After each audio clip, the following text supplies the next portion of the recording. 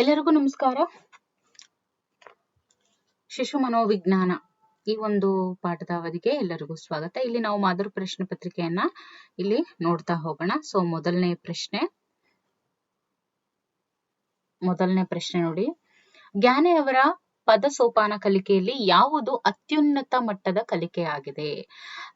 ಜ್ಞಾನೆಯವರು ಪದ ಸೋಪಾನ ಕಲಿಕೆಯನ್ನ ಕೊಟ್ಟಿದ್ದಾರೆ. ಅದರಲ್ಲಿ ಅತ್ಯುನ್ನತ ಮಟ್ಟ ಯಾವುದು? ಸೊ ಅವರು ಅತ್ಯುನ್ನತ ಮಟ್ಟದ ಕಲಿಕೆ ಯಾವುದು ಅಂತ ಹೇಳಿದರೆ ಸಣ್ಣ ಕಲಿಕೆನ, ಸಮಸ್ಯೆ ಪರಿಹಾರ ಕಲಿಕೆನ, ಸರಬಳಿ ಕಲಿಕೆನ ಅಥವಾ ನಿಯಮ ಕಲಿಕೆನ? ಇದಕ್ಕೆ ನೋಡಿ ಸರಿಯಾದ ಉತ್ತರ ಬಂದು ಸಮಸ್ಯೆ ಪರಿಹಾರ ಕಲಿಕೆ. ಸಮಸ್ಯೆ ಪರಿಹಾರ ಕಲಿಕೆ ಅಂದ್ರೆ ಏನು? ಇಂಗ್ಲಿಷ್ ನಲ್ಲಿ ಪ್ರಾಬ್ಲಮ್ ಸಾಲ್ವಿಂಗ್ ಅಂತ ಹೇಳ್ತೀವಿ. ಸೊ ಈ ಪ್ರಾಬ್ಲಮ್ ಸಾಲ್ವಿಂಗ್ ಏನಿದೆಯಲ್ಲ, ಇದು ಒಂದು ಇದು ಏನಿದೆ, ಇಟ್ ಅಕ್ವೈರ್ಸ್ ಅತ್ಯುನ್ನತ ಮಟ್ಟದ ಕಲಿಕೆ ಅಕಾರ್ಡಿಂಗ್ ಟು ಜ್ಞಾನೆ. ಓಕೆ, ಈಗ 62ನೇ ಪ್ರಶ್ನೆ, ಬೋಧನಾ ಕಲಿಕಾ ಪ್ರಕ್ರಿಯೆಯಲ್ಲಿ ಕಲಿಕಾರ್ಥಿಗಳ ಕಲಿಕಾ ಶೈಲಿಗಳನ್ನ ತಡೆ ಅಥವಾ ಅಡಚಣೆಯಾಗಿ ಪರಿಗಣಿಸಬೇಕು, ನಿರ್ಲಕ್ಷಿಸಿ ಏಕರೂಪತೆಯನ್ನ ತರಲು ಪ್ರಯತ್ನಿಸಬೇಕು, ಗಣನೆಗೆ ತೆಗೆದುಕೊಳ್ಳಬಾರದು, ವೈವಿಧ್ಯತೆಯ ಪ್ರತಿಬಿಂಬವಾಗಿ ನೋಡಬೇಕು ಅಂತ ಇದೆ. ನೋಡಿ, ಬೋಧನಾ ಕಲಿಕಾ ಪ್ರಕ್ರಿಯೆಯಲ್ಲಿ ಕಲಿಕಾರ್ಥಿಗಳ ಕಲಿಕಾ ಶೈಲಿಗಳನ್ನ ನಾವು ಯಾವಾಗ್ಲೂ ವೈವಿಧ್ಯತೆಯ ಪ್ರತಿಬಿಂಬವಾಗಿನೇ ನೋಡ್ಬೇಕಾಗತ್ತೆ. ಓಕೆ, ಇನ್ನು ಕೆಳಗಿನವುಗಳಲ್ಲಿ ಯಾವ ಅಂಶಗಳು ಮಕ್ಕಳು ನಿರೀಕ್ಷಿತ ಸಾಧನೆಯನ್ನ ಮಾಡೋದಕ್ಕೆ ವಿಫಲರಾಗೋದಕ್ಕೆ ಕಾರಣ ಅಂತ ಹೇಳಿದ್ದಾರೆ? ಬುದ್ಧಿಮಟ್ಟ, ಶಾಲಾ ಪರಿಸರ, ಸಮಾಜದ ನೀತಿಗಳು, ಶಿಕ್ಷಕರ ಮನೋಧೋರಣೆ ಅಂತ ಇದೆ. ಸೊ ನಿರೀಕ್ಷಿತ ಸಾಧನೆಯನ್ನ ಮಾಡೋದಕ್ಕೆ ಮಕ್ಕಳು ವಿಫಲರಾಗ್ತಾರೆ. ಓಕೆ, ಅಂದ್ರೆ ನಿರೀಕ್ಷಿತ ಮಟ್ಟದ ಸಾಧನೆಯನ್ನ ಮಾಡೋದಕ್ಕೆ ಅವರಿಂದ ಸಾಧ್ಯ ಆಗದೇ ಇರೋದಕ್ಕೆ ಕಾರಣ ಏನು ಅಂತ ಹೇಳಿದ್ರೆ ದಟ್ ಈಸ್ ನನ್ ಅದರ್ ದ್ಯಾನ್ ಯಾವುದು?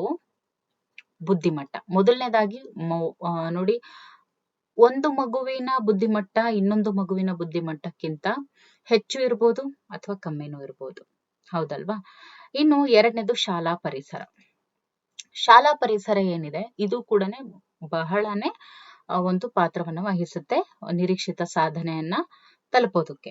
ಓಕೆ, ಇನ್ನು ಮೂರನೇ ಆಪ್ಷನ್ ಸಮಾಜದ ನೀತಿಗಳು ಅಂತ ಇದೆ. ಸಮಾಜದ ನೀತಿಗಳು ಏನಿದೆ, ಇದು ಈ ಒಂದು ನಿರೀಕ್ಷಿತ ಸಾಧನೆ ಅಂದ್ರೆ ಶಾಲೆಗೆ ಇದು ಹೊಂದಿಕೆ ಆಗೋದಿಲ್ಲ, ಹಾಗಾಗಿ ದಿಸ್ ಇಸ್ ರಾಂಗ್. ಇನ್ನು ಶಿಕ್ಷಕರ ಮನೋಧೋರಣೆ ಕೂಡ ಇದರಲ್ಲಿ ಕಾರಣ ಆಗುತ್ತೆ. ಸೊ ಹಾಗಾಗಿ ABD ಏನು, 4th option is right answer.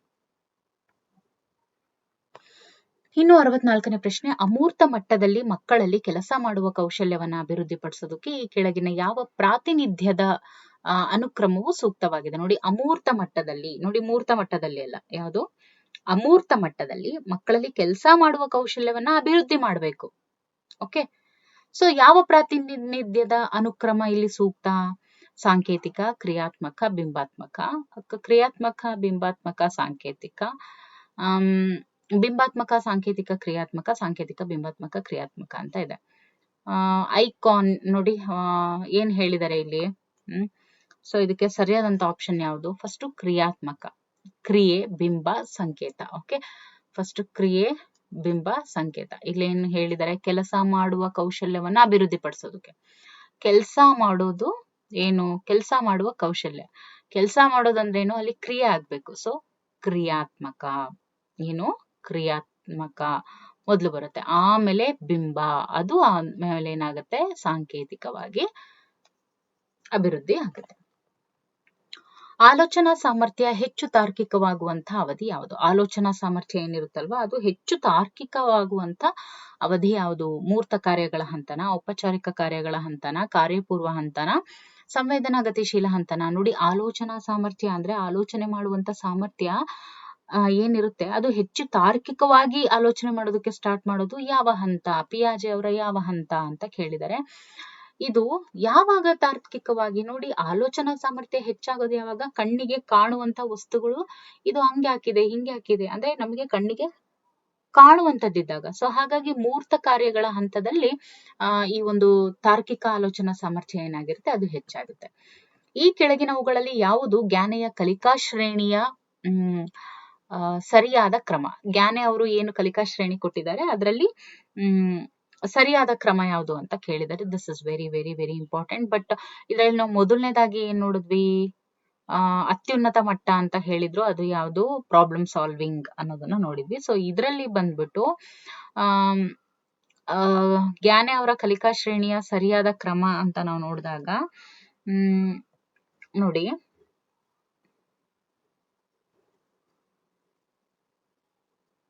Gyne ಅವ್ರದ್ದು ಮೊದಲನೇದು ಬಂದು ಸಣ್ಣ ಕಲಿಕೆ. ನೋಡಿ, ಅವ್ರದ್ದು ಕೆಳಗಡೆ ಬರುವಂತದ್ದು ಸಣ್ಣ ಕಲಿಕೆ.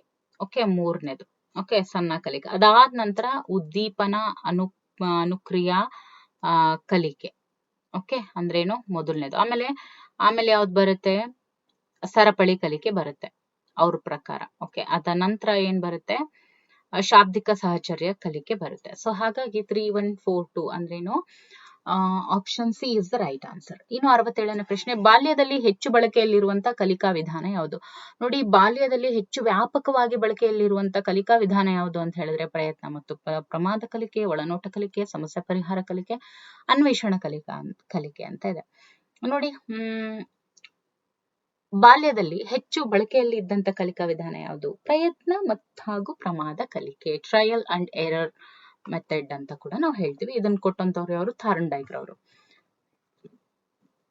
ಈ ಕೆಳಗಿನ ಯಾವ ಅಂಶ ಪ್ರಗತಿದಾಯಕ ಶಿಕ್ಷಣಕ್ಕೆ ಸಂಬಂಧಿಸಿದೆ? ಪ್ರಗತಿದಾಯಕ ಶಿಕ್ಷಣ ಅಂದ್ರೇನು? ಪ್ರೋಗ್ರೆಸಿವ್ ಎಜುಕೇಶನ್ ಅಂತ ಹೇಳ್ತೀವಿ. ಇದಕ್ಕೆ ಸಂಬಂಧಿಸಿದಂತದ್ದು ಯಾವುದು? ಪ್ರಗತಿದಾಯಕ ಶಿಕ್ಷಣವು ಸಾಂಪ್ರದಾಯಿಕ ಶಿಕ್ಷಣಕ್ಕಿಂತ ಭಿನ್ನವಾಗಿಲ್ಲ. ಪ್ರಗತಿದಾಯಕ ಶಿಕ್ಷಣದಲ್ಲಿ ಸಮಸ್ಯೆ ಪರಿಹಾರ ಮತ್ತು ತಾರ್ಕಿಕ ಆಲೋಚನೆ ಮತ್ತು ಸಾಮಾಜಿಕ ಕೌಶಲ್ಯಕ್ಕೆ ಒತ್ತು ನೀಡಲಾಗಿದೆ. ಕ್ರೀಡೆ ಮತ್ತು ವಿಶ್ರಾಂತಿಗೆ ಹೆಚ್ಚಿನ ಅವಕಾಶ ನೀಡಲಾಗಿದೆ. ಸಂಯೋಜಿತ ಮತ್ತು ಸಹಕಾರಿ ಕಲಿಕೆ ಮತ್ತು ಪ್ರಾಯೋಗಿಕ ಕಲಿಕೆಗೆ ಹೆಚ್ಚಿನ ಆದ್ಯತೆ ನೀಡಲಾಗಿದೆ. ಓಕೆ, ಸೊ ಇದರಲ್ಲಿ ಯಾವುದು ಸರಿ ಅಂತ ನಾವು ನೋಡಿದಾಗ, ನೋಡಿ, ಪ್ರಗತಿದಾಯಕ ಶಿಕ್ಷಣವು ಸಾಂಪ್ರದಾಯಿಕ ಶಿಕ್ಷಣಕ್ಕಿಂತ ಭಿನ್ನವಾಗಿಲ್ಲ ಅಂತ ಅಂದ್ರೆ ಪ್ರಗತಿದಾಯಕ ಶಿಕ್ಷಣನು ಒಂದೇ, ಸಾಂಪ್ರದಾಯಿಕ ಶಿಕ್ಷಣನು ಒಂದೇ ಅಂತ ಆಯ್ತು. So this is wrong. ಪ್ರಗತಿದಾಯಕ ಶಿಕ್ಷಣದಲ್ಲಿ ಸಮಸ್ಯೆ ಪರಿಹಾರ ಇರುತ್ತೆ, ತಾರ್ಕಿಕ ಆಲೋಚನೆ ಜೊತೆಗೆ ಸಾಮಾಜಿಕ ಕೌಶಲ್ಯಕ್ಕೆ ಇಲ್ಲಿ ಒತ್ತನ್ನು ನೀಡಲಾಗಿದೆ. ಸೊ ಹಾಗಾಗಿ 2 and 4 is the right answer. So option C is the right answer. 69ನೇ ಪ್ರಶ್ನೆ, ವ್ಯಕ್ತಿಯು ಹೇಗೆ ಯೋಚಿಸುತ್ತಾನೆ ಎಂಬುದು ಅವನ ಭಾಷೆ ಮತ್ತು ಭಾಷೆಯನ್ನ ಬಳಕೆ ಮಾಡುವ ಮೂಲಕ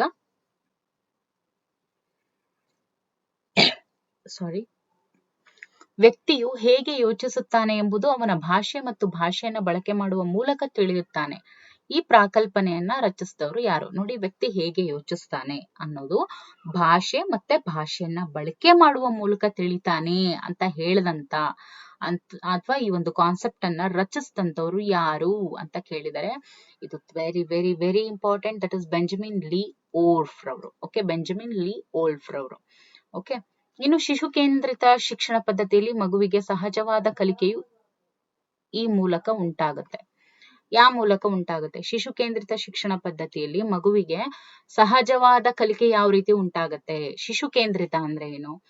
ಚೈಲ್ಡ್ ಸೆಂಟರ್ಡ್. ಸೊ ಯಾವ್ದ್ರಿಂದ ಉಂಟಾಗುತ್ತೆ? ಪಠ್ಯಕ್ರಮದಿಂದಾಗಿ ಉಂಟಾಗುತ್ತಾ?